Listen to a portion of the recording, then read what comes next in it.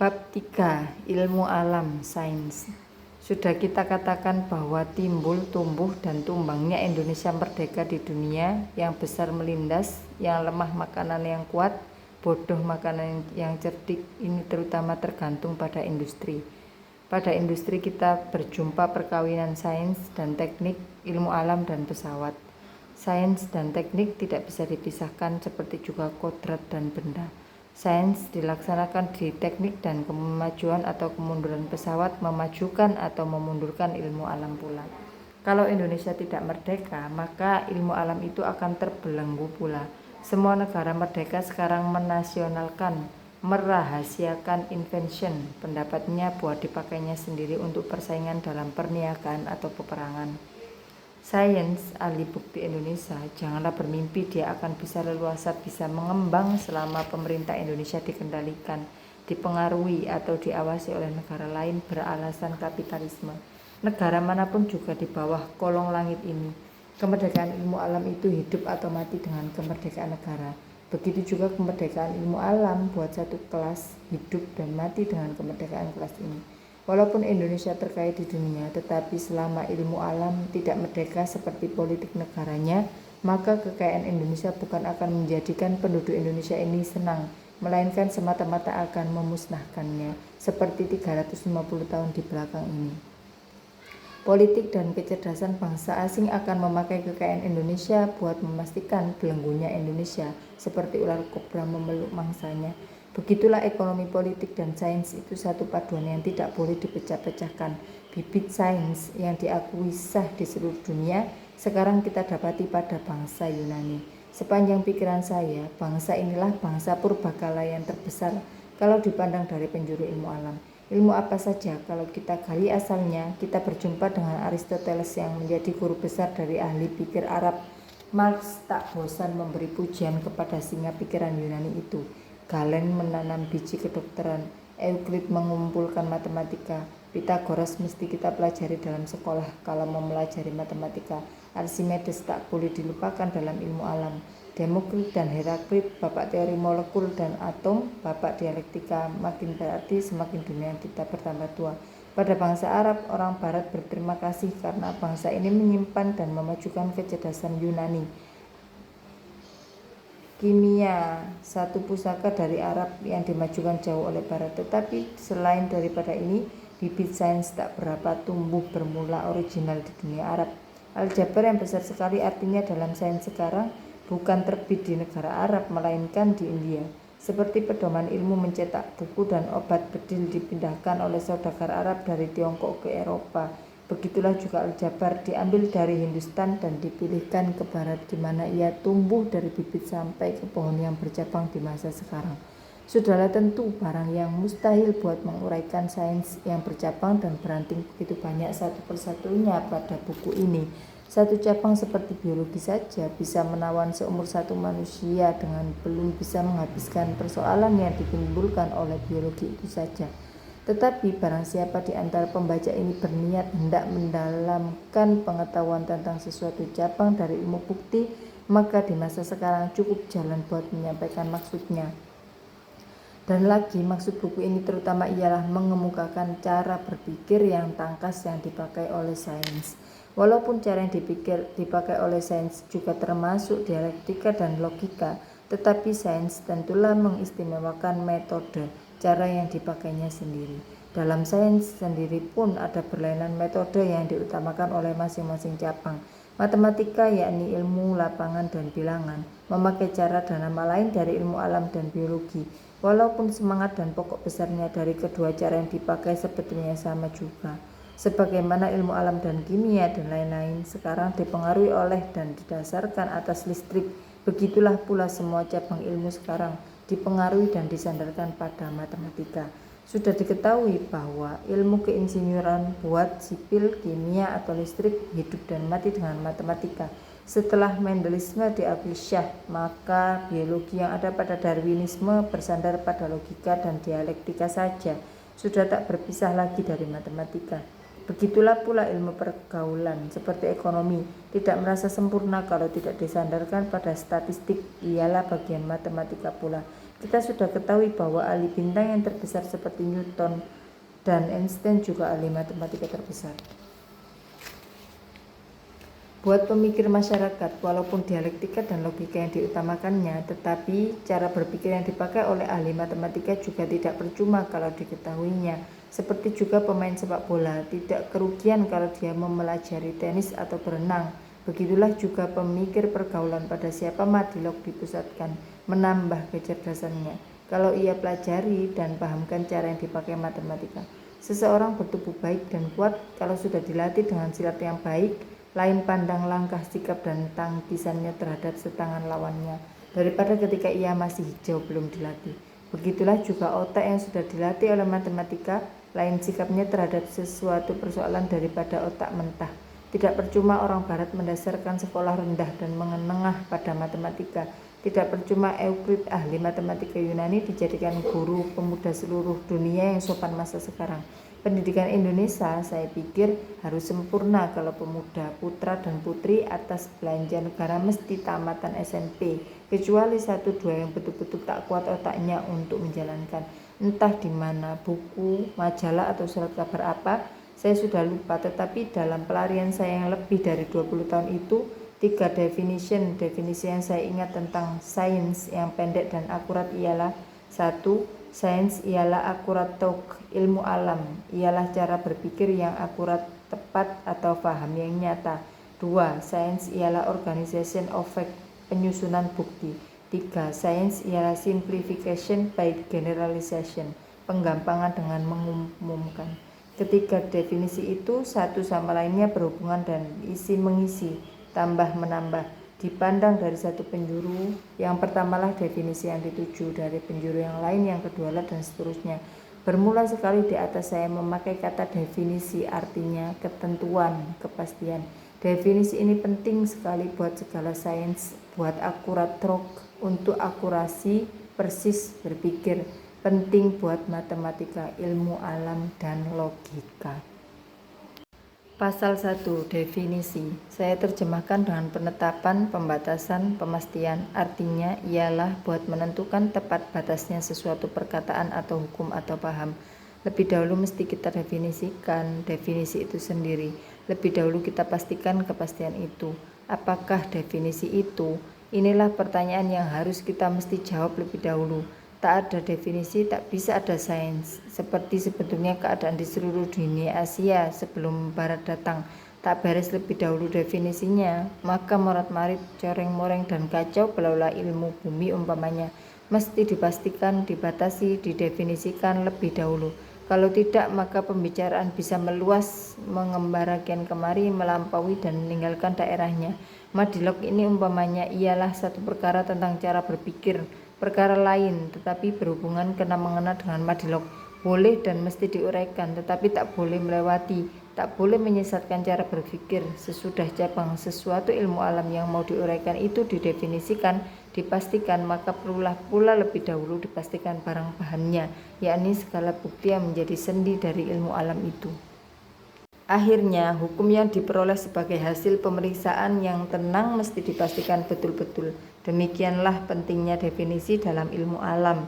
Satu definisi cocok dengan perkara pertama, seperti tersebut di atas, mesti akurat, tepat.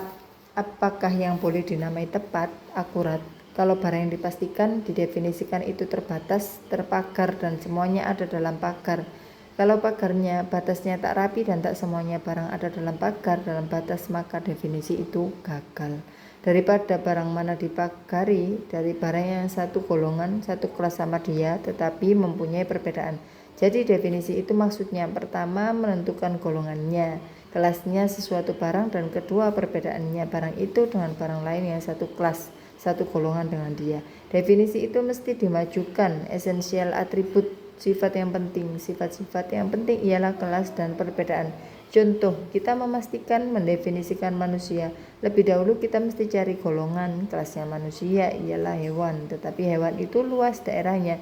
Dalamnya termasuk ular, kerbau, monyet, dan lain-lain. Kita tahu monyet itu hewan dan manusia termasuk golongan hewan.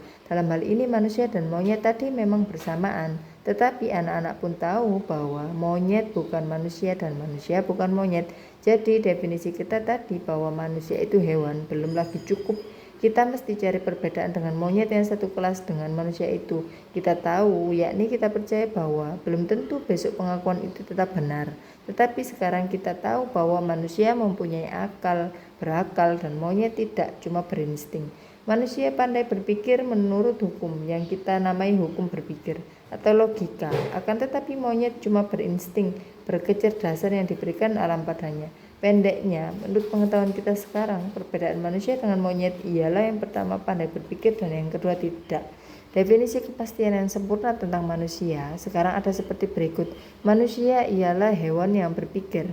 Definisi sama macam ini sudah bisa menjawab dua perkataan. Kedua jawab itu yang berhubungan dengan golongan atau kelas dan perbedaan sesuatu benda adalah syaratnya sesuatu definisi. 1. Masuk golongan apa manusia itu? Jawab, masuk golongan hewan. 2. Apa perbedaan manusia dengan monyet? Yang masuk golongan hewan juga. Jawab, manusia pandai berpikir, monyet tidak. Selama kita belum mendapat kepastian bahwa monyet tak pandai berpikir, maka tingkat daya upaya kita yang pertama buat mendapatkan definisi tadi sudah selesai. Dalam hal ini kita mesti naik tingkat yang kedua. Kita mesti uji terus apakah definisi tadi betul mencukupi. Sekarang mesti kita periksa. Pertama, apakah semuanya barang yang mau kita pastikan. Definisikan itu dalam hal ini manusia ada masuk ke dalam pagar, batas atau tidak semua. Kedua, apakah ada barang lain yang bukan manusia masuk ke dalam pagar itu? Kalau kita tahu bahwa semua A sama dengan B, maka sebaliknya kita mesti bertanya apakah semua B sama dengan A. Kalau jawabnya iya, maka benarlah definisi. Kalau tidak, gagallah percobaan kita. Marilah dahulu kita periksa apakah semua manusia itu adalah hewan yang berpikir. Kita tahu umpamanya tetangga kita selalu dipasung. Apa yang dia bilang atau kita tidak mengerti atau menggelikan atau menyedihkan hati kita. Orang bilang ini tetangga gila, otaknya sakit, tak beres lagi kerja otaknya itu. Dulu beres, sekarang tidak. Tidak apa, ini adalah satu exception, satu kecuali. Sains pun ada mempunyai exception, lagi satu keberatan. Wak gaib namanya kenalan kita itu, bicaranya lain dari orang biasa. Tadi malam katanya ia terbang pergi ke Kairo, berjumpakan Sultan Faraub. Tadi malam juga dia balik ke desa Sawarga, tempat ia tinggal. Cerita semacam ini memang tak masuk pada akal kita orang biasa. Ini pun satu exception dari manusia dipasung tadi. Wak gaib dari desa Sawarga juga satu exception dari manusia biasa. Tetapi kecuali ini bukan seperti kecuali biasa. Kedua manusia di atas berotak juga dan otaknya berpikir juga, walaupun hasil pikirannya tak sama dengan buah pikiran orang normal, orang biasa. Buat sementara ujian kita lulus, ujian tentang semua manusia itu ialah hewan yang berpikir, boleh dipakai. Sekarang mesti kita periksa sebaliknya, apakah semua hewan yang berpikir itu manusia? Kalau kita dapat hewan yang berpikir itu bukan manusia, maka salahlah definisi kita, gagallah semua percobaan. Walaupun banyak cerita dari pemburu, pengembara, dan naturalis, ahli hewan dan tumbuhan yang membuktikan kecerdasan binatang seperti serigala, gajah, monyet, dan kancil pelanduk dalam aspek kehidupan mereka. Sementara kita boleh putuskan tak ada di antara hewan yang bukan manusia itu pandai berpikir. Malaikat umpamanya pandai berpikir, tapi kita manusia biasa belum pernah berjumpa malaikat dan kita tak bisa memanggil malaikat dan kita tak bisa memanggil malaikat pada waktu yang kita kehendaki. Seperti kita bisa buat api asal ada kalanya pada waktu dan tempat yang kita kehendaki. Sementara tak ada kita dapat barang yang bukan manusia termasuk pada golongan hewan yang berpikir, melainkan semua manusia masuk golongan hewan yang berpikir. Sebaliknya tak ada yang bukan hewan berpikir termasuk jadi manusia, melainkan semua hewan berpikir itu manusia belaka. A sama dengan B dan B sama dengan A. Jadi sementara benarlah definisi kita manusia ialah hewan yang berpikir, luluslah ujian pada tingkat kedua. Tetapi kerja kita belum lagi sempurna. Kita mesti naik ke tingkat ketiga, tingkat penghabisan. Pada tingkat ini kita mesti periksa apakah definisi kita mencukupi segala syarat berikut. 1. Definisi seboleh-bolehnya pendek tetapi jangan melebar ke lapangan atau kesempitan. 2. Definisi itu tak boleh sirkular, berputar-putar. 3. Definisi itu mesti general, umum. 4. Definisi tak boleh memakai metafor, ibarat figura, gambaran, absurd, memakai perkataan goib, gelap. 5. Definisi tak boleh negatif. Marilah kita jelaskan satu persatu. Definisi itu sedapat-dapatnya pendek, sedapat-dapatnya. Ada kalanya tidak boleh dipendekkan. Kalau dipendekkan maka artinya menjadi sempit. Definisi tak boleh sempit dan tak boleh melebar. Kalau saya bilang manusia itu hewan, maka betul definisi ini pendek, tetapi artinya melampaui batas, ialah melebar ke lapangan. Bukan saja manusia tetapi juga monyet dan ular termasuk hewan. Jadi kalau definisi ini kita balikkan, kita dapat hewan itu manusia, tegasnya. Ular, kerbau, monyet itu manusia. Begitu juga kalau saya bilang manusia itu hewan bermata dua, karena juga kera dan ikan bermata dua. Definisi itu tak boleh sempit, dia mesti punya esensial atribut, segala sifat yang penting tak boleh lupa. Kalau kita katakan kuda itu binatang memamah, maka definisi itu terlalu lebar, sebab kerbau juga binatang memamah. Tetapi kita bilang kuda itu binatang yang memamah yang ditunggangi Pangeran Diponegoro, maka artinya terlalu sempit, sebab selainnya buat ditunggangi Pangeran Diponegoro, dia juga dipakai buat penarik kereta, delman, bajak dan sebagainya. Jadi semua sifat yang penting mesti termasuk dalam matematika. Kita lebih mudah mencari contoh, sebab memang matematika ialah umumnya buat pikiran yang pasti berdasar bukti yang ditetapkan, didefinisikan lebih dahulu. Demikianlah square 4 segi siku ialah satu gambar datar terutama di batas. Demikianlah square 4 segi siku ialah satu gambar datar tertutup dibatasi oleh 4 garis lurus yang sama panjang, mempunyai 4 sudut siku-siku dan sebagainya. Di sini bukan satu saja sifat yang penting. Pertama, dia mesti gambar datar tertutup, bukan gambar pada tempat bertinggi, rendah, dan bukan terbuka, melainkan semua sisinya bertemu, tertutup. Di sini saja kita sudah berjumpa dengan beberapa, bukan satu, sifat yang penting, perlu. Kedua, dia mesti dibatasi oleh 4 garis lurus yang sama panjang. Jadi 4 bukan 3 atau 5 dan sebagainya. Garisnya lurus, tak boleh bengkok, panjang garisnya sama pula. Ketiga, 4 sudut mesti siku-siku, yakni 90 derajat juga. Ketika sifat di atas, satu pun tak boleh ditinggal. Kalau tinggal, bukan square yang kita peroleh. Memang definisi seboleh-bolehnya pendek, tetapi mesti mengandung semua sifat penting. Kalau tidak, dia kelapangan atau kesempitan. 2. Definisi itu tak boleh sirkular, berputar-putar. Kesalahan ini didapat kalau tukang memastikan itu memakai berlainan perkataan yang bersamaan artinya.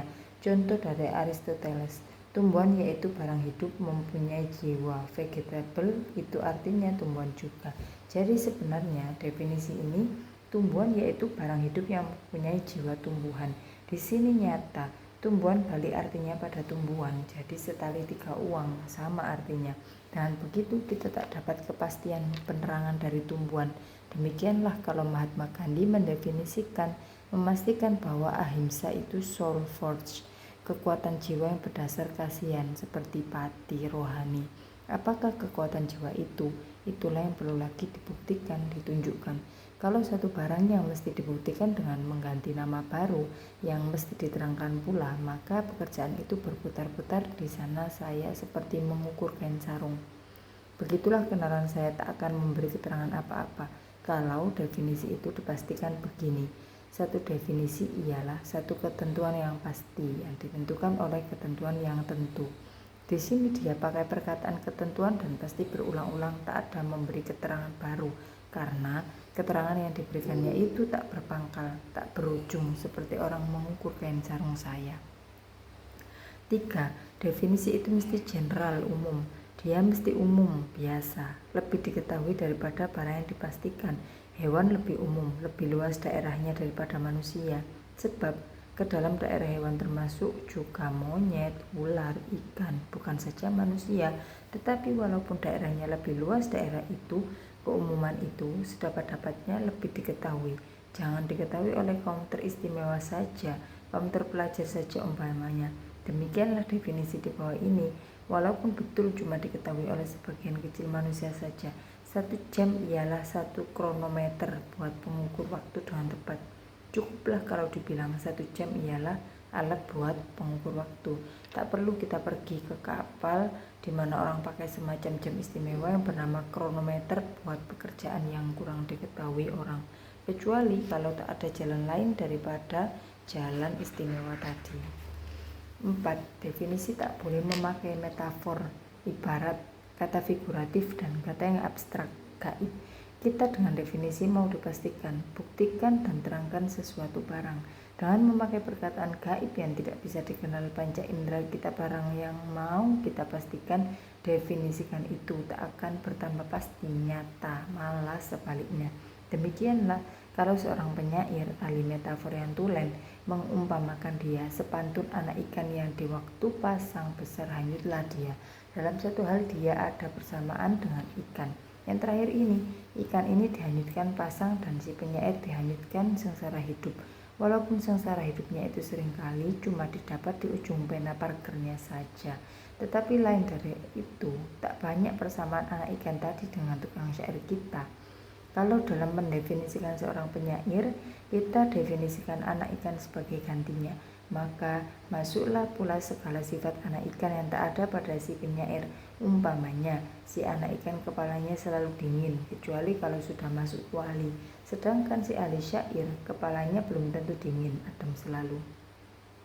Begitu juga dengan memakai gambaran atau memakai kata-kata gaib, barang yang akan dipastikan tak akan bertambah pasti, malah sebaliknya bertambah gaib. Demikianlah kalau sekiranya saya sajikan definisi tentang rohani kepada pembaca yang terhormat. Rohani itu ialah satu potret laksana sang Garuda Raja Wali yang mengendarai bulan dan matahari dan menerbitkan bintang dan bumi yang bisa menjelma menjadi kuman pasupati memasuki pagar jasmani. 5. Definisi tak boleh negatif, takber. Kalau saya definisikan orang miskin, yakni orang yang tak kaya, maka definisi itu negatif, kurang takber, tak bersifat yang nyata, yang positif. Bandingkanlah dengan definisi ini. Orang miskin itu tak punya harta apa-apa, tetapi kadang-kadang dalam matematika definisi tadi berupa negatif, tetapi sebetulnya ia positif. Umpamanya, satu garis lurus itu tak mengubah tujuannya. Di sini tak mengubah itu berarti menetapkan. Jadi definisi itu boleh ditukar menjadi satu garis lurus menetapkan tujuannya. Kadang-kadang tak ada akal selainnya dari memberi definisi yang negatif. Umpamanya, gelap itu ialah tak terang. Apabila Buddha Gautama disesakkan oleh muridnya dengan pertanyaan yang berhubung dengan sifatnya nirwana, rohani atau jiwa, maka dia jawab, 1 bukan ini, 2 bukan itu, 3 bukan ini atau itu, dan 4 bukan ini dan itu. Barangkali sebagai pusaka dari putra Raja Kapilawastu yang memang pandai, pintar sekali memakai logika, walaupun berdasar mistik, maka di masyarakat Indonesia pun kita berjumpa dengan jawaban lain selain dalam ilmu gaib. Terlampau jauh sudah uraian kita tentang definisi tadi, tetapi definisi itu kita anggap sebagai daerahnya sains, ilmu alam, tak berdefinisi, maka semua ilmu tinggal satu onggok bukti saja, seperti ongkokan pasir. Baru kalau didefinisikan yang juga berarti diorganisir, disusun, digeneralisir, diumumkan, baru segala bukti terwujud tadi jadi sains, baru menjadi ilmu alam. Seperti wujud pasir tadi baru bersatu dan kukuh kalau diikat dengan semen. Dalam menerangkan perkataan definisi itu seperti di atas, maka sudah termasuk juga 3 definisi sains. Seperti lebih dahulu saya terangkan, yaitu 1. Sebagian cara berpikir yang tepat, 2. Penyusunan bukti, 3. Pengumuman segala bukti. Sebab itu 3 perkara ini tak perlu lagi diterangkan satu per satunya. Pasal 2. Matematika. Ilmu tentang lapangan dan bilangan angka yang kita pakai sekarang pada semua sekolah yang berdasar tata cara kesopanan barat ialah matematika yang disusun oleh Euclides. Walaupun aljabar amat penting sekali dalam semua ilmu alam, sekarang tidaklah dia saja yang akan ambil sebagai model contoh buat menjelaskan cara berpikir yang dipakai dalam matematika. Barangkali di antara pada pembaca tentu ada seperti saya yang selalu diperingati oleh guru. Kalau menjawab pertanyaan berhitung aritmatika, janganlah memakai jalan aljabar. Peringatan dari guru itu ada berarti sekali. Memakai jalan aljabar itu tidak menambah kecerdasan. Di masa kita masih manjat tingkat yang pertama sekali dalam matematika, boleh jadi sekali cara aljabar itu membatasi otak kita. menjadikan kita berpikir mekanis seperti mesin, tidak memakai penyelidikan lebih dahulu. Seperti satu mesin berhitung yang sekarang banyak dipakai, begitulah jadinya otak kita. Memindahkan persoalan berhitung, aritmatika tadi pada persoalan aljabar yang memang memudahkan semua persoalan dan lekas mendapatkan hasil. Tidaklah lagi dipikirkan jalan, cara, metode, mana yang dipakai, dan cara mana yang pendek dan jitu di antara beberapa cara.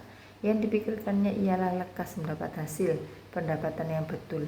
Bagaimana cara memperoleh pendapatan yang betul itu tidaklah dipikirkan sama sekali. Sedangkan sebetulnya cara mendapatkan hasil itulah yang lebih penting daripada hasil sendiri. Begitulah menurut pendapat penulis ini. Pada belakang hari di kelas sekolah yang lebih tinggi, penulis juga tidak begitu lagi memperhatikan pendapatan itu. Kalau sudah kelihatan cara yang baik di antara dua atau lebih, maka sering penulis tidak lagi selesaikan persoalan itu sampai mendapatkan result dan tidak pedulikan beberapa persoalan yang bisa diselesaikan dengan satu cara. Dan begitu banyak waktu terpelihara dan saya pikir kecerdasan berpikir biasa maju. Pada matematika yang tinggi, pendapatan itu memang tidak begitu penting lagi. Memang aljabar lebih abstrak dari aritmatika, lebih terpisah daripada benda. Pada aritmatika saja kalau kita lihat 2 tambah 2 sama dengan 4, maka tidak lagi kita pikirkan bahwa 2 itu cuma bilangannya, nomornya. Barang ialah salah satu dari sifatnya barang itu, bukan benda itu sendiri. Seperti juga hitam ialah warnanya barang itu. Bilangan itu sudah terpisah dari benda dan bisa mewakili semua benda. 2 itu boleh jadi 2 kerbau atau 2 telur. Kita tahu kalau 2 kerbau plus 2 telur, kita tidak akan mendapat 4 kerbau atau 4 telur. Yang 4 itu cuma bilangan. Satu hal yang terpisah dari benda, satu hal cuma dalam pikiran, abstrak belaka. Sah dan aljabar lebih terpisah, lebih abstrak lagi. Marilah kita ambil formula. Buka kurung A plus B, tutup kurung, buka kurung A dikurangi B sama dengan A kuadrat dikurangi B kuadrat.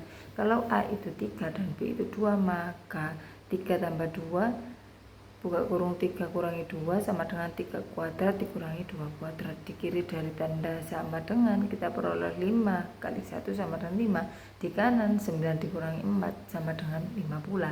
Jadi yang di kiri bersatu sama dengan di kanan. Inilah juga asal artinya dalam bahasa Arab.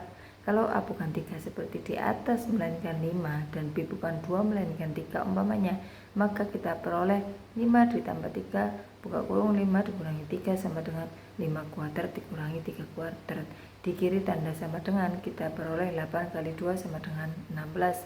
Di kanan juga 16 yaitu 25 dikurangi 9. Begitulah seterusnya. A itu mewakili tak terbatasnya, unlimited, angka boleh 2, 3, 4. Begitu juga B mewakili tak berbatasnya.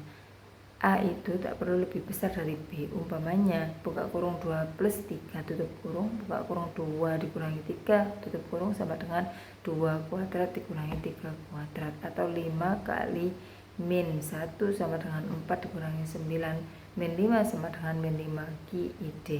Seperti angka-angka tadi mewakili benda, 2 kerbau atau 2 telur, begitu juga A mewakili angka 2, 3, 4 dan sebagainya. Ialah hal yang abstrak terpisah dari benda. Sedangkan angka sudah abstrak, apalagi huruf A dan B dalam aljabar tadi. Aljabar ialah ilmu yang lebih abstrak dari aritmatika yang begitu sudah terpisah dari benda. Bukanlah pula maksud saya mengatakan bahwa karena matematika terpisah dari benda, maka dia tak berguna. Jadi aljabar yang tinggi, yang lebih abstrak lagi adalah lebih tak berguna. Sudah tentu tidak. Bagaimana juga abstraknya aljabar, dia berdasarkan aritmatika juga dan aritmatika itu berdasarkan benda juga. Tetapi buat mengambil contoh untuk menjelaskan cara berpikir, tentu kita tak boleh mulai dari ilmu yang sudah abstrak, yang sudah sampai ke tingkat atas itu. Kita mesti ambil permulaan atau pertengahan di mana cara berpikir itu masih berdasarkan pada barang yang nyata, pada bukti. Kita ambil contoh ilmu ukur sudut geometri. Geometri tidak diajarkan pada sekolah rendah, melainkan di sekolah menengah. Bukti dalam geometri memang tak selalu begitu nyata seperti pada ilmu alam dan kimia, tetapi cukup nyata bisa digambarkan dalam otak dan di atas kertas. Kepentingan geometri terletak pada definisinya yang jitu dan cara yang pasti. Keduanya menambah kecerdasan berpikir. Dari geometri kita bisa memanjat ke tangga yang lebih tinggi. Lulusan SMP kalau punya otak sedikit lebih dari kemampuan rata-rata Saya pikir dengan belajar sendiri bisa sampai ke langit matematika kalau cukup sabar dan mempunyai tempo. Tetapi susahlah kalau tak mustahil mempelajari atau memahamkan logika dan dialektika kalau tidak lebih dahulu dilatih dididik dengan geometri. Pasal 3 Geometri. Bermula sekali dalam buku sekolah menengah, kita bertemu dengan definisinya geometri. Kira-kira seperti berikut. Geometri mempelajari sifat badan, muka, garis, dan titik. Sifat yang dipakai dan dipelajari dari badan tentulah sifat yang berkenaan dengan ilmu geometri saja, bukan yang berkenaan dengan ilmu yang lain-lain. Seperti dengan ilmu alam umpamanya, geometri tidak memedulikan zatnya badan, berat, panas, dan kuatnya sesuatu badan. Satu persatunya didefinisikan pula. Begitulah dipastikan badan itu ialah sebagian dari ruang alam yang berbatas ke semua penjuru. Muka ialah batas dari badan, garis ialah batas dari muka, titik ialah batas dari garis. Marilah kita periksa definisi di atas ini dengan melaksanakan pengetahuan kita tentang definisi. Badan katanya ialah sebagian dari ruang alam space. Jadi badan masuk golongan kelas yang lebih umum ialah sebagian ruang alam. Sebagian itu bukan berarti seluruhnya dari ruang alam yang luas itu, tetapi 1 meter. Tetapi 1 m udara juga masuk golongan sebagian ruang alam. Kita tahu badan seperti kerbau, manusia, dan sebagainya bukan 1 m udara yang juga sebagian ruang alam. Jadi definisi di atas mesti dipagari karena terlampau panjang. Pagarnya adalah perbedaan badan dengan barang lain yang sama golongan dengan badan seperti udara. Anak kalimat yang berbatas ke semua penjuru inilah yang menjadi pagar badan yang masuk golongan sebagian dari ruang alam itu ada berbatas ke muka penjuru, baik di atas maupun di bawah, di kiri ataupun di kanan, di muka atau di belakang badan itu seperti peti dan sebagainya ada berbatas mempunyai batas muka. Sedangkan udara yang juga termasuk golongan sebagian ruang alam tak terbatas oleh muka seperti badan. Seterusnya semua badan bernyawa atau tidak ialah sebagian dari ruang alam yang berbatas ke semua penjuru dan sebaliknya. Sebagian dari ruang alam yang berbatas ke semua penjuru ialah benda. Jadi definisi tentang badan cukup tepat. Golongan dan perbedaan adalah esensial atribut, yakni segala sifat yang penting ada termasuk. Definisi itu pendek, tak berputar-putar, umum, tak mengandung ibarat, kata gaib dan tidak pula negatif. Pendek kata sempurna menurut syaratnya sains. Muka seterusnya ialah batas dari badan. Begitulah definisi tentang muka, garis dan titik cocok dengan sains, jadi saintifik. Tetapi akan terlalu panjang kalau saya mesti periksa satu persatunya. Terserah kepada pembaca buat memeriksa sendiri, buat melaksanakan yang sudah dipelajari. Sesudah menerangkan tentang geometri dan bukti yang dipakainya seperti badan, muka, dan sebagainya tadi, sesudah memperingatkan bahwa definisinya itu ada yang cocok dengan definisi yang pertama yang saya lebih dahulu sudah kemukakan tentang sains, ialah mestinya akurat, ialah jitu, maka saya peringatkan definisi kedua dan ketiga. Sains itu ialah organization of fact, penyusunan segala bukti, dan simplification by generalization, penggampangan dengan perumunan dari bukti juga. Kedua definisi ini pun kena mengenai isi mengisi dan keduanya berdasar atas fact, bukti. Organization dan generalization itu dalam matematika berupa teori dan dalam ilmu bintang dan ilmu alam berupa law atau hukum. Kita bisa dengar teorema dari Fermat dan Euler, binomium of Newton, pendapatan 3 ahli matematika yang tersohor, dan laws of motion, hukum pergerakan dari Newton dan Dalton. Law ialah hukum kimia dari Dalton dan lain-lain. Teori atau law tadi keduanya hasil dari penyusunan organization dan perumuman, generalisasi dari beberapa bukti berdasarkan atas bukti. Tetapi bukti yang kita pakai dalam geometri seperti badan, muka, garis, dan titik tadi ada berlainan dengan bukti yang diladeni oleh ahli bintang, tumbuhan, binatang, manusia, dan zat. Badan boleh kita pastikan dengan panca indera kita, tetapi muka, garis, dan titik cuma boleh kita hampiri keadaannya dengan gambaran. Muka itu tidak boleh berdiri sendirinya. Muka peti tidak boleh kita potong dari peti tadi. Kalau kita potong berapapun tipisnya, maka jadi badanlah dia dan mengambil sebagian dari ruang alam. Selainnya dari itu, maka mesti kita pikirkan sifat yang lekat pada muka ialah 2 dimensi, 2 ukuran, 2 besaran, panjang dan lebar. Sedangkan badan itu mempunyai 3 dimensi, panjang, lebar, dan tinggi. Garis ialah batas dari muka. Garis hanya mempunyai satu dimension ukuran, yakni panjang. Jika dia tidak punya lebar berapapun ruangnya pena kita, jadi dia tidak punya lebar berapapun runcingnya pena kita, garis yang kita bikin itu mesti masih punya lebar. Kita tahu yang punya lebar dan panjang ialah muka. Garis cuma punya satu dimensi saja, ialah panjang. Titik ialah batas dari garis. Satu titik ada di ujung dan yang lain ada di pangkal garis. Sesuatu titik tak punya ukuran besar, bagaimanapun halusnya ujung pensil kita. Titik yang kita bikin di atas kertas tadi masih punya 3 dimensi, panjang, lebar, dan tinggi. Nyatalah sudah bahwa muka dan garis titik yang kita namakan bukti tidak seperti bukti biasa yang boleh kita saksikan dengan 5 panca indera kita, tetapi kita bisa menghampiri dengan gambaran seperti molekul, atom. Walaupun kalau dalam teorinya menjadi benda yang tak berbatas kecilnya, asalnya dari benda juga, kita tak perlu lari ke dunia kewaiban. Muka, garis, dan titik yang mesti kita hampiri dengan gambaran, walaupun tidak seperti bintangnya semua ahli bintang atau kumannya seorang ahli biologi, bukanlah barang yang semata-mata kosong, nothing, seperti rohani. Kita bisa menghampiri dengan gambaran dan bisa digambarkan dalam otak, dan semenjak Rutherford memang sudah bisa dilihat dengan teropong. Walaupun alam tidak memperlihatkan dan jarang sekali memberikan benda kepada kita seperti kubus, silinder, square, silker, sudut 3, dan garis lurus, tetapi sebagai hasil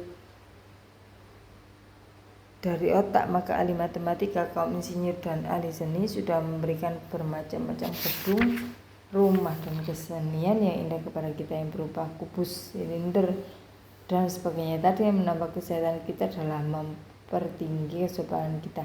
Cara berpikir yang jitu yang melajari bukti yang teristimewa masuk pada era geometri tadi saya juga berkenaan langsung atau tidak dengan cara yang dipakai buat melajari perkara di luar ilmu ukur geometri. Sebab itu cara berpikir dalam ilmu ukur penting sekali buat latihan otak. Pasal 4. Teori dan ujian. Teori mesti diuji. Teori dalam bahasa Inggris biasa didefinisikan dengan satu hipotesis yang sudah diuji. Satu hipotesis ialah satu paham yang sementara dipakai tetapi belum nyata kepastiannya, satu dugaan, satu kepercayaan semata-mata. Kalau sudah nyata kepastiannya, maka ia bernama teori. Selama atom masih tinggal dalam otaknya Demokritus saja, maka atom tadi dalam beribu tahun masih tinggal hipotesis saja. Tetapi sesudah atom itu seperti sekarang bisa dilihat dengan mikroskop, maka atom itu tidak barang kepercayaan, dugaan lagi, melainkan bukti. Kadang-kadang teori itu juga dipakai buat ditentangkan dengan praktik. Dalam teori yang begitu, tetapi teorinya tak bisa dipraktikkan. Jadi teori semacam itu semata-mata tinggal teori belaka. Teori yang kita maksudkan di sini ialah teori yang nyata kepastiannya, teori yang diuji dan dilaksanakan sehari-hari. Di sini mesti diperingatkan bahwa perkataan Latin atau Yunani yang pindah kepada bangsa Belanda dan Inggris sudah tidak tutup menutupi lagi pengertiannya. Asalnya sama tetapi berlainan mengembangnya. Begitulah berbeda terjemahan dan pemakaiannya dalam dua bahasa tersebut, kata-kata teori dan problem. Yang penting buat saya, buat Madilog, ialah apa metode, cara yang dijadikan buat menguji benar tidaknya sesuatu teori. Metode yang dipakai: 1. Metode saintetik, cara memasang. 2. Metode analitik, cara mengungkai. 3. Metode reduktif ad absurdum, cara menyesatkan, menumbuhkan. Ketiga metode ini dilaksanakan dengan tepat kalau tidak mengambil contoh dari geometri sendiri. Sebab itu kita rasa perlu di sini berlaku sebagai murid sekolah menengah untuk menguji benar tidaknya sesuatu teori. Buat pembaca yang tidak mempelajari geometri, bagian ini bisa dilampaui saja. 1. Cara memasang. Buat melaksanakan metode ini saya ambil teori Pythagoras, ahli filsafat Yunani yang termasyhur lebih dari 2500 tahun yang lampau, 600 tahun sebelum Masehi. Bukan saja teori ini memberi contoh yang baik buat melaksanakan metode sintetik, tetapi juga sebagai penghormatan kepada pemikir besar zaman purbakala yang dengan beberapa pemikir Yunani lain boleh dianggap perintis sains. Teori Pythagoras adalah salah satu anak tangga yang mesti dinaiki pada jenjang geometri. menurut sistem Euclid. Beberapa cara ujian boleh dilakukan. Dulu saya tahu beberapa jalan, sekarang sudah lupa. Tetapi ujian yang di bawah cukup baik buat maksud kita. Teori Pitagoras, jumlah kuadrat lipat 2 dari dua garisnya sudut siku sama dengan kuadrat dari condong. Given terbukti ABC bersiku 90 derajat pada A. ABCD mesti diuji. AC kuadrat ditambah AB kuadrat sama dengan BC kuadrat. Ujian, kita tarik garis tinggi sama dengan AD, artinya AD bersiku 90 derajat pada BC. DADC sama bentuk dengan DADB, DADB sama bentuk dengan DABC. Menurut teori sama bentuk tingkat 1. CD dibagi AC sama dengan AC dibagi BC. Menurut teori sudut siku. DB dibagi AD sama dengan AD dibagi BC tingkat 2. Jadi AC kuadrat sama dengan CD dikali BC menurut teori hukum aritmatika tingkat 3. AB kuadrat sama dengan DB dikali BC. AC kuadrat ditambah AB kuadrat sama dengan CD plus DB dikali BC sama dengan BC dikali BC menurut hukum aritmatika tingkat 4 sama dengan BC kuadrat. 4 tingkat 1, 2, 3, 4 kita mesti jalani baru sampai ke penghabisan. Masing-masing dari 4 tingkat itu ialah teori geometri juga, tetapi 3 dan 4 ialah teori atau hukum yang dipakai pada aritmatika yang juga dipakai dalam aljabar. Tiap-tiap teori yang dipakai bisa dipecah lagi menjadi teori yang dipelajari lebih dahulu. Nyatalah sifatnya, metode atau cara sintetik itu memasang teori yang sudah dikenal sampai teori yang mesti diuji nyata kebenarannya. Kita berjalan dari yang dikenal kepada yang baru. Kita pasang segala teori yang sudah dikenal buat menanyakan yang belum dikenal, seolah-olah kita berjenjang naik. Kalau kita pakai jalan analistik, kita berlaku sebaliknya, kita bertangga turun. 2. Metode analitik. Teori sama dengan soal kalau salah satu dari dua sisi sudut siku itu setengah dari sisi condong, maka di depan sisi itu ada sudut 30 derajat. DCAB, terbukti sudut CAB sama dengan 90 derajat, AC sama dengan setengah BC sama dengan CD. Mesti diuji sudut ABC sama dengan 30 derajat. Di sini kita tidak kenal atau tak lekas kenal teori yang bisa dipasang buat mencapai maksud kita. Boleh jadi kalau lama kita merenungkan atau kita pendam persoalan ini dalam kepala, maka sudah 1 atau 2 jam, 1 atau dari 2 sedang mandi atau menyepak bola, sedang minum es atau makan gado-gado, jawabnya tiba-tiba keluar. Tetapi sikap ini kita tak boleh dipakai dalam eksamen. Kalau jalan sintetik tak membawa lekas hasil, maka kita mesti segera coba dengan cara kedua, cara analitik. Pertama, kita andaikan teori ini benar. Jadi sudut ABC yang mesti kita uji itu betul 30 derajat.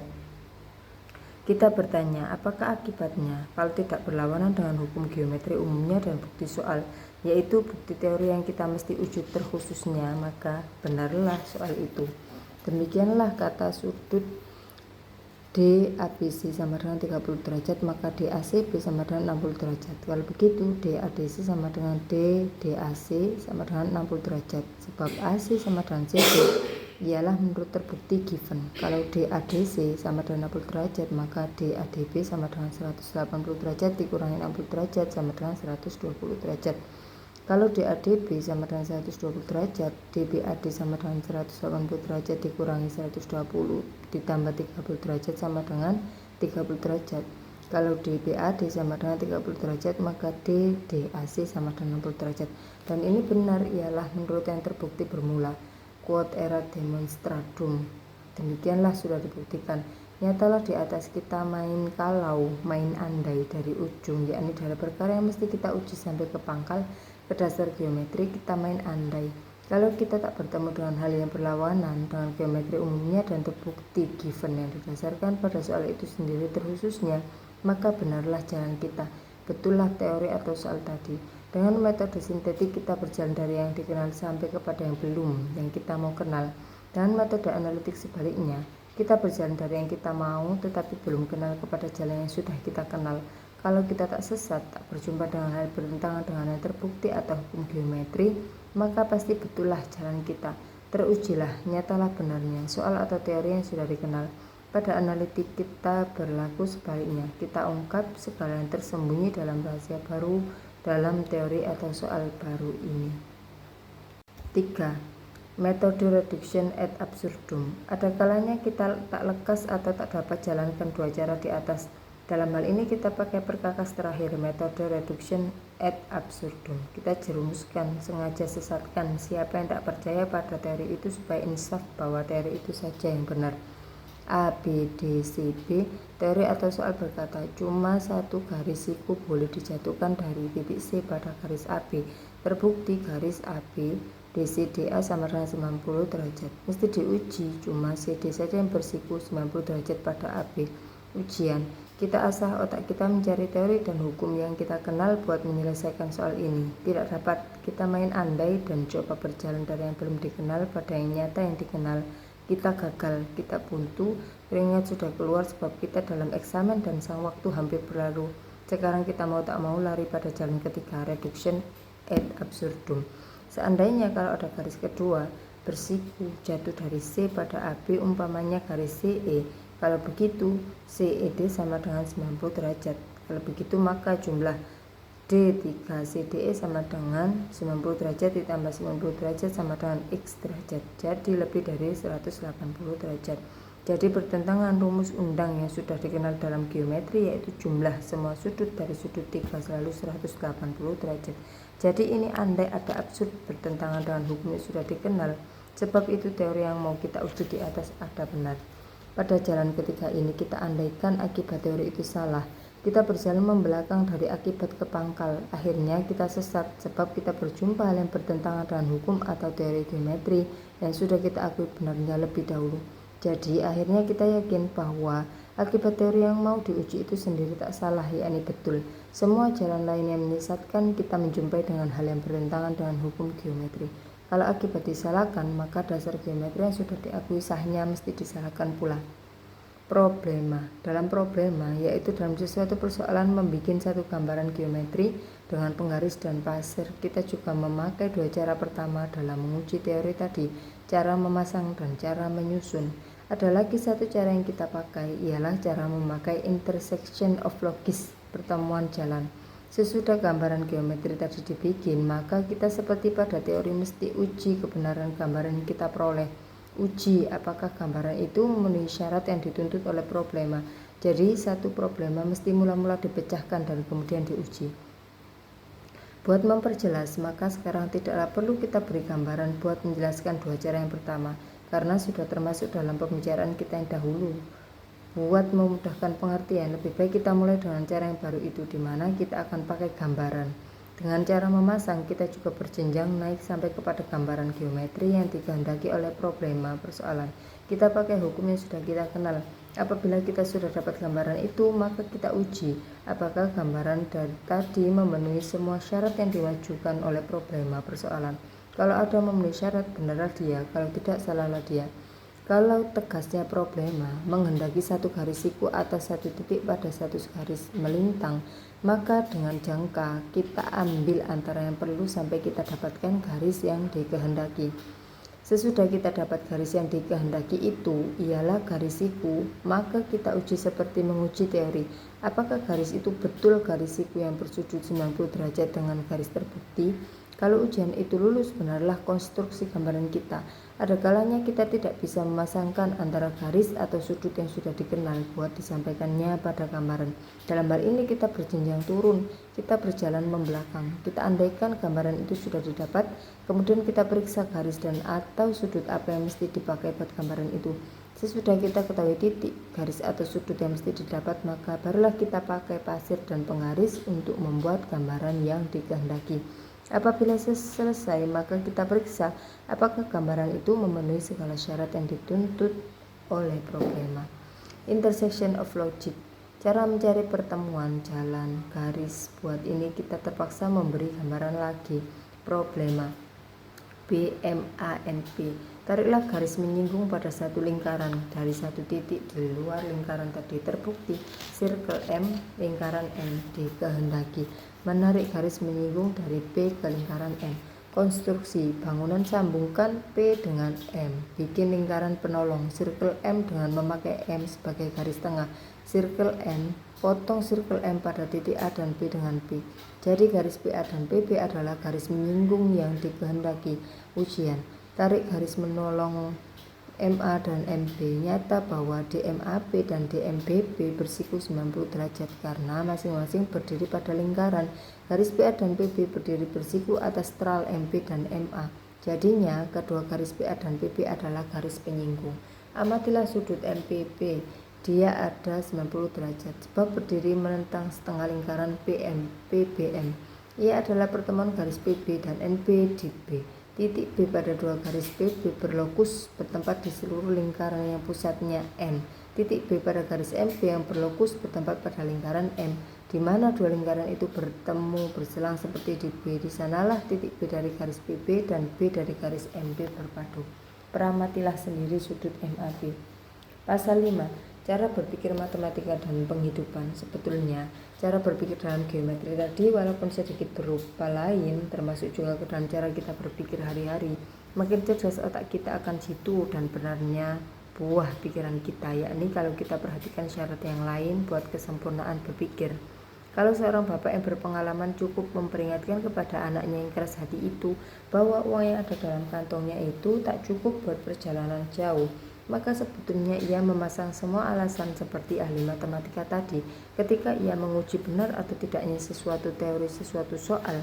Si bapak menghitung berapa hari jauhnya perjalanan, berapa belanja sehari dan sebagainya. Kalau dalam perhitungannya uang yang perlu dipakai jauh lebih banyak dari uang yang ada di kantong anaknya, maka ia memutuskan bahwa uang anaknya tak cukup. Si anak terburu nafsu, salah kira. Kalau ada seorang advokat memasang beberapa hukum buat membenarkan perbuatan orang yang ia lindungi atau menyalahkan lawannya, maka ia sebenarnya memakai cara yang hari-hari juga dipakai oleh matematika. Makin tersusun alasannya, makin benar satu persatu alasan itu, makin pandai ia membentuk alasannya itu, makin besarlah pengaruhnya pada pendengar. Kalau Lenin sebentar sebelum Oktober 1917, sesudah memerhatikan dialektika materialisme, mengingat pertentangan kelas dalam sejarah dunia dan sejarah Rusia, mendesak pada pengikutnya buat merebut pemerintahan dengan memajukan alasan seperti 1. Suasana revolusioner ekonomi dan politik memang cukup. 2. Partainya memang berdisiplin keras. 3. Seluruh rakyat Rusia memang sudah di bawah pengaruhnya partai komunis. Dan 4. Musuhnya di dalam dan di luar Rusia bercekcokan, maka oleh sebab itu percobaan itu akan berhasil. Maka ia juga memasang semua alasan yang benar dan tepat. Teorinya dalam hal ini berarti teori perhitungan sudah benar. Hasilnya semata-mata tergantung kepada kecerdikan dan keberanian yang menjalankan. Sebaliknya, kalau kita mau mengemukakan bahwa Gandhiisme kalau dipraktikkan sedikitnya mesti menurunkan banyak penduduk dan kecerdasan Hindustan, maka susah kita memakai cara mengungkai asalan buat menguji paham kita. Dalam hal ini baik kita pakai jalan mengungkai, kita misalkan Gandhi dan Gandhiisme sekarang mengemudikan Hindustan merdeka. Kita sudah tahu bahwa Gandhi menganggap mesin sebagai setan dan kota di mana terkumpul mesin sebagai neraka. Kita tahu bahwa dia percaya perkakas tenun tangan yang diangkutnya sampai ke London dan dijadikan syarat hidup buat pengikutnya. Sekarang kita periksa akibatnya. Kalau Gandhi dan Gandhiisme mengendalikan ekonomi Hindustan, setan mesin tak ada dipakai lagi. Dengan begitu, pabrik kain, kereta api, pabrik kimia, dan pabrik mesin sendiri tak berguna. Tambang arang, besi, dan lain-lain mesti ditutup. Ilmu alam, kimia, matematika, dan lain-lain apa gunanya? Sekolah yang mengajarkan semua ilmu barat itu tak pula akan berguna lagi. Seperti buat Gandhi 1 mangkok susu lembu sehari dengan 2 atau 3 biji pisang, barangkali sedikit nasi tak berdaging, cukuplah buat hidup. Ialah sementara ia menunggu perpaduan dengan pati, yakni rohani. Begitulah mestinya dia anggap besar kecilnya keperluan manusia. Dengan jatuhnya mesin, jatuhlah ilmu alam. Dengan jatuhnya ilmu alam, jatuhlah kedokteran yang sehidup semati yang semaju semundur dengan ilmu alam. Dan begitu tak ada daya upaya lagi buat memberantas malaria, kolera dan pes atau penyakit baru mesti berjangkit karena pengangguran dan kelaparan mestinya hebat dan dahsyat. Dengan jatuhnya ilmu kimia jatuhlah pula pertanian, dan kalau kekurangan makanan maka seperti dahulu tak ada kapal atau kereta buat pengangkut makanan dari tempat kaya makanan ke tempat miskin dengan lekas. Matinya manusia mesti seperti dahulu kala lagi, bertimbun-timbun dan datangnya bala kelaparan berulang-ulang. Ergo jadi penduduk Hindustan, walaupun boleh jadi suci dan alim seperti Mahatma Gandhi, akan suruh jatuh ke bawah kurang lebih 400 juta sekarang. Dan jalan mengungkap dengan lebih dahulu memisahkan ganisme betul dijalankan, kemudian diperiksa apa akibatnya seperti ahli matematika. Kita sampai pada tesis soal yang kita majukan bahwa Gandhisme mesti sekurangnya menyusutkan penduduk Hindustan, kalau tak melenyapkan sama sekali. Lenyap sebab jangan lupa dunia sekarang cuma buat yang kuat saya, bukan dunia impiannya Mahatma Gandhi.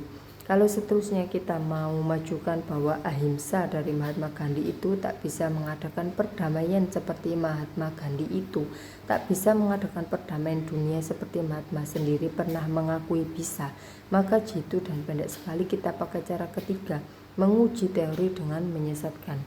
Kita mulai, kalau sekiranya bisa, kalau ada orang yang bertentangan dengan paham kita mengatakan bisa, maka ikutilah dia sampai dia sesat. Kalau bisa, kata kita, sudah tentu perdamaian dunia sudah lama datang, tetapi perdamaian sekarang lenyap, sebab itu ahimsa tak bisa mengadakan perdamaian dunia. Jadi lawannya paham kita salah dan kita benar ide. Gandhi sudah terkenal di dunia fana ini sejak tahun 1919.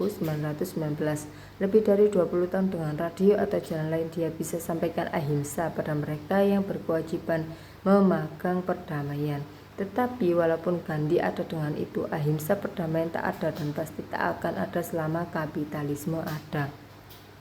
Memang dalam perdebatan politik acap kali dipakai metode ad absurdum ini. Jalan dalam menyelesaikan problema yaitu jalan perjumpaan titik dari dua jalan. Sebenarnya tak asing pada kita. Perhatikanlah kemana perginya pemburu macan yang cerdik. Ia pergi ke suatu titik di mana jalan macan berselang, memutus jalan mangsanya, babi umpamanya. Pada seluruh jalan macan itu, dia boleh jadi possible menemukan macan, tetapi seluruhnya itu jalan, yakni lokus pertama adalah begitu panjang. Kalau ia ikutkan seluruhnya jalan babi, boleh jadi pula dia akan bertemukan macan yang perlu memakan babi, tetapi seluruhnya jalan babi, lokus kedua, terlalu panjang pula, adalah lebih dekat dan lebih besar pengharapan si pemburu kalau ia pergi ke titik di mana dua lokus tadi berselang bertemu. Di sini dia boleh jadi sekali jumpai sang macan. Pelarian karena mencuri atau membunuh dan pelarian karena politik ada banyak perbedaan, tetapi ada pula persamaan. Perbedaannya tentu mudah dicari, tetapi persamaannya selain dari melarikan diri tidak selalu dikenal.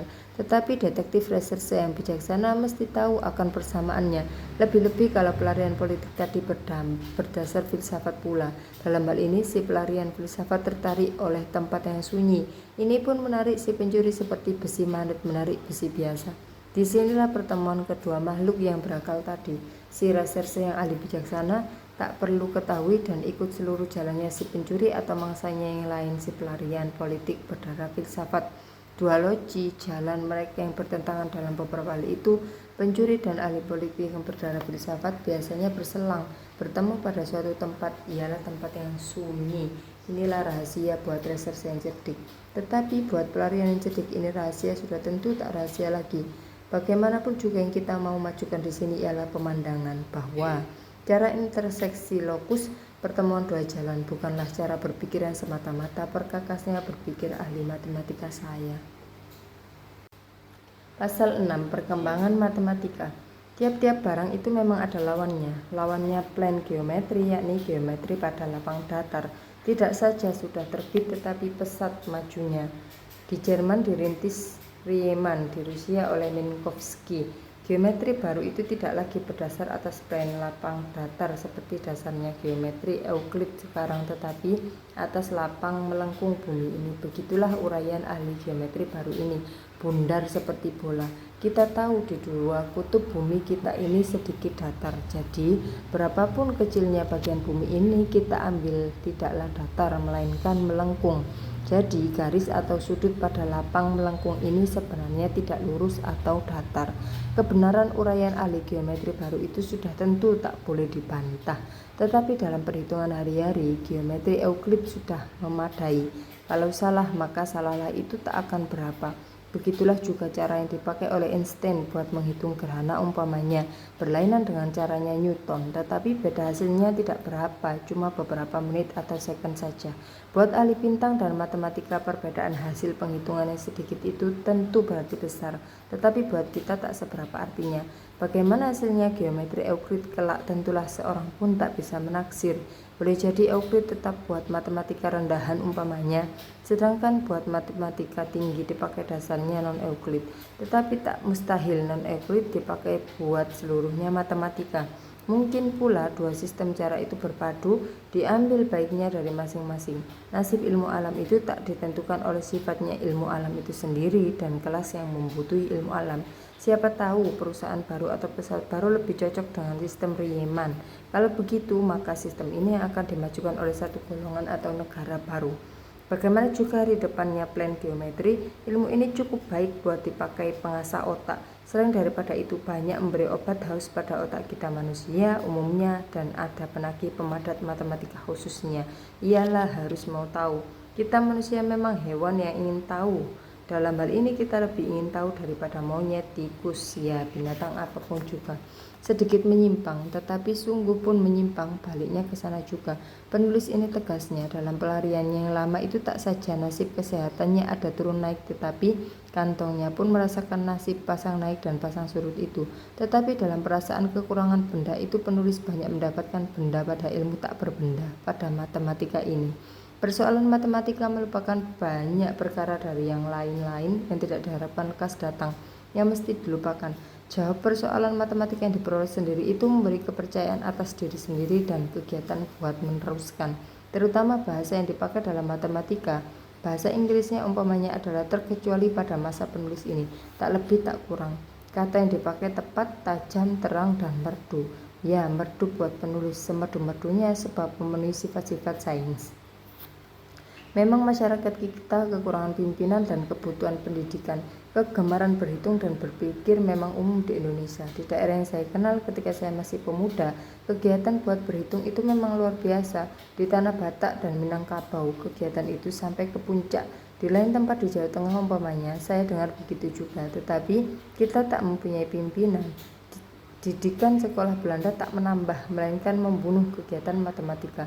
Kalau si murid mempelajari matematika itu bukan karena ia suka pada ilmu itu, melainkan karena ia terpaksa mempelajari buat mendapatkan pangkat yang tinggi seperti insinyur. Tetapi kalau ia sudah dapat pun angka yang memuaskan, maka matematika itu sebagai pelatih otak dia lemparkan sama sekali. Perhatiannya dari bermula sampai ke akhir semata-mata pada gaji. Selainnya daripada itu, beribu pemuda yang bersemangat matematika khususnya dan sains umumnya, karena kemiskinan tidak dapat memberi kesempatan sama sekali. Apabila seorang murid kelas dasar dari sekolah rakyat kebetulan lalu di kelas tertinggi dari sekolah rakyat itu melihat satu persoalan aritmatika di papan tulis, maka kagumlah dia. Beberapa kali pun dia baca, dia tak akan menyelesaikan persoalan itu. Apabila murid kelas tertinggi di sekolah menengah melihat satu problema matematika, maka kekaguman yang kita sebutkan lebih dahulu sekarang bertukar ketakjuban. Ia merasa kepandaiannya picik sekali, dirinya tak berarti. Angka, huruf, garis, dan sudut kacau balau di matanya itu sama sekali rahasia buat dia, membingungkan dia. Sebenarnya matematika itulah yang paling gampang sekali. Kalau dibandingkan dengan sains yang lain-lain, ialah buat mereka yang berpikir logis dan cerdik memakai cara. Buat mereka semacam ini tak perlu banyak menghafalkan. Sedangkan ilmu lain-lain seperti ilmu bumi, sejarah, dan lain-lain perlu menghafal berulang-ulang. Acap kali buktinya tak tersusun, terorganisir, dan umum seperti pada matematika dan ilmu alam. Buat matematika sudah cukup kalau pegang teorinya yang tak berpikir seperti sudah diuraikan dahulu. Berbeda dengan ilmu yang lain-lain, maka matematika sangat teratur tingkat-tingkatnya dari yang paling mudah sampai kepada yang lebih susah. Dari sedikit susah sampai ke tingkat sedikit lebih tinggi. Begitulah seterusnya sampai cerdik, maka sekalian tingkat itu boleh dinaiki dengan gampang.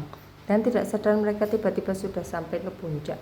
Kalau sekiranya pemuda yang tidak begitu beruntung dalam masyarakat itu, tetapi sudah punya sedikit dasar matematika, umpamanya lulusan SMP mau belajar sendiri, hal ini bukanlah satu percobaan si cebol hendak mau mencapai bulan. Dari geometri lapang datar, ia boleh terus ke ilmu ukur ruang, stereometri, yang mempelajari titik dan garis tidak lagi pada satu lapang datar, melainkan pada beberapa lapang datar seperti kubus, silinder, dan lain-lain. Dari sini, sesudah mempelajari aljabar, tak berapa susahnya naik ketinggian lebih tinggi seperti trigonometri, analitik geometrinya, geometri Riemann atau Minkowski pun. Memang pada stereometri, kita mesti berlaku lebih abstrak daripada geometri kita menghadapi sudut atau lapang yang kita bisa gambarkan di atas kertas. Tetapi pada stereometri, acap kali gambaran sudut atau lapang itu mesti digambarkan dalam otak saya. Memang dengan Minkowski, kita mesti lebih abstrak lagi kalau menggambarkan 4 dimensi itu, karena 4 dimensi itu bersandar atas 3 dimensi. Seperti atap kubus yang sudah kita kenal, kalau 2 dimensi itu terjadi dari 2 garis yang bersiku 90 derajat satu sama lainnya seperti lapang, maka gambaran ini bisa kita bikin di atas kertas. Kalau 3 lapangan siku yang bersiku pula satu sama lain seperti kubus, maka gambaran kubus semacam ini masih juga bisa kita bikin di atas kertas. Tetapi 4 dimensi, yaitu 3 dimensi seperti kubus yang mesti bersiku setiap penjuru dengan waktu, maka gambaran semacam ini tak bisa dibikin di atas kertas dan tak bisa lagi digambarkan dalam otak. Pisahan abstraksi semacam ini sudah sampai ke puncaknya. Tetapi dengan memakai hukum-hukum yang diberikan oleh matematika, datar atau melengkung, dengan cara memasang, menyusun, atau menyesatkan, kita biasanya dapat menyelesaikan satu persoalan, ya, teori relativitas dari Einstein pun sebagian saja kalau tidak seluruhnya. Dasarnya, sistemnya saja kalau tidak dipahamkan. Sedikit tentang teori relativitas ini. Saya tidak ahli dalam hal ini. Beberapa buku sudah saya baca tentang teori ini dalam bahasa Inggris. Kebanyakan penulisnya saya ingat mereka sendiri tak bisa memastikan teori ini. Ya, ada yang mengatakan Einstein sendiri tak tahu apa sebetulnya teori ini. Buku Einstein sendiri seperti relatif khusus dan relatif umum belum saya baca, belum atau sudah bisa dipastikan didefinisikan teori relativitas itu pada ketika saya menulis buku ini adalah teori ini bisa dipakai dan hasilnya lebih jitu dari yang sudah katanya. Barangkali juga sebab teori ini masih muda maka ia belum bisa didefinisikan. Begitu juga listrik umpamanya. Listrik bisa diadakan, diukur dan dipakai kekuatannya, tetapi kalau ditanyakan apa listrik itu, maka jawabnya masih berarti hipotesis, yakni perkiraan. Hal ini saya pikir tidak merugikan. Sepanjang dugaan saya, selama ada pemikir dan pikiran di dunia ini, selama itu pula akan terus-menerus adanya hipotesis, aksioma, postulates, dugaan sebagai pangkalan berpikir. Seperti sesuatu pangkalan kapal bisa diganti, begitu juga hipotesis dan aksioma dan sebagainya tadi bisa diganti. Maksud saya mengemukakan teori relativitas ini ialah buat sekali lagi menasihatkan pemuda kita yang punya otak dan waktu mempelajari teori yang dianggap paling penting ini. Cuma berhubung dengan nasihat ini, maka saya sedikit tidak menguraikan kesan yang saya peroleh tentang teori muda ini. 15 tahun dahulu saya pelajari sendiri teori ini di Tiongkok. Sudah itu saya sama sekali tak baca lagi buku tentang itu. Sekarang sudah tentu bukan waktunya dan sama sekali tak ada pustaka buat mempelajari sekali lagi. Memang dahulu saya sudah bisa pahamkan beberapa formula yang dipakai oleh Einstein, tetapi formula manapun juga tak masuk dalam jembatan keledai peringatan saya. Kesan yang terpenting yang saya peroleh tentang teori itu, kesan yang berhubung dengan maksud buku ini, yakni reaksinya, kena mengenanya, seluk-beluknya, arah dan cepat sesuatu pergerakan dengan tidak memandang. Contoh dari saya sendiri. Satu kereta api berjalan dari timur ke barat, satu penumpang dalam kereta api itu berjalan dengan arah kereta itu berjalan, tetapi dipandang dari satu titik di atas rel kereta, maka sepenumpang sama arahnya dengan kereta ialah dari timur ke barat, kecuali kalau si penumpang berjalan lebih cepat dari kereta. Dipandang dari satu titik pada lingkaran bumi mengelilingi matahari, maka orang tadi dengan kereta, ya dengan bumi ini arahnya dari barat ke timur. Demikianlah arah tadi bergantung pada titik memandang. Cepat juga begitu, dua orang A dan B berjalan bersongsongan. A berjalan menuju ke B dan B menuju ke A. Cepatnya A berjalan 7 km 1 jam dan B 6 km 1 jam. Jadi dalam 1 jam A 13 km, 7 tambah 6 menghampiri mendekati B. Sekarang mereka bertemu pada satu titik. Dari titik ini mereka sama-sama berjalan umpamanya dari barat ke timur. Kalau sekarang A melihat pada B, maka tiap-tiap jam ia tinggalkan B 1 km 7-6. Kalau dibandingkan dengan B, seolah-olah ia bergerak 1 km saya dalam 1 jam. Umpamanya ada orang lain C kalau berjalan juga dari barat ke timur jadi searah dengan A dan sama cepat dengan dia, jadi 1 jam 7 km, maka ia melihat C saja. Maka ia sangka ia berjalan 0 km dalam 1 jam. Dipandang dari titik baru ini, ia tak maju tak mundur. Juga dalam hal ini, titik memandang itulah pangkal berpikir, arah kita pergi dan cepatnya kita pergi, berhubung kena mengena, relatif dengan tidak kita memandang. Dalam hal ini, kalau saya tak salah, maka teori relativitas itu ada berkenaan dengan dialektika. Sepintas lalu saya mau katakan, seolah-olah cara berpikir dalam geometri itu berbanding logika, seperti cara relativitas dengan dialektika. Peringatan. Perkara teori relativitas ini pada hampir penghabisan buku ini akan diteruskan, tetapi apa saja yang saya sudah tulis di atas, cuma beberapa perkataan yang tidak mengenai perkara teori itu sendiri saja yang saya rubah. Isinya sendiri sedikit pun tidak diubah karena sedikit pun tidak perlu dirubah. Contoh yang saya berikan pada tingkat uraian ini tentang teori relativity itu memang saya pikir memadai. Yang akan diuraikan kelak ialah tambahan buat memperdalam ilmu yang sudah diketahui. Di atas saya bilang bahwa 15 tahun yang lampau saya pelajari teori relativitas itu dan sekarang saya tak mempunyai referensi dan waktu mempelajari sekali lagi. Kebenaran ini mesti diperbaiki, koreksi. Sesudah lebih kurang setengah buku ini saya tulis, saya mendapatkan referensi. Walaupun tergesa-gesa, saya juga bisa mendapatkan bahan baru buat menambah contoh dan memperdalam ilmu ini. Contoh yang di atas ini boleh dianggap seperti peninjauan yang pendek dan populer. Arti dan semangatnya cocok dengan arti dan semangat tambahan.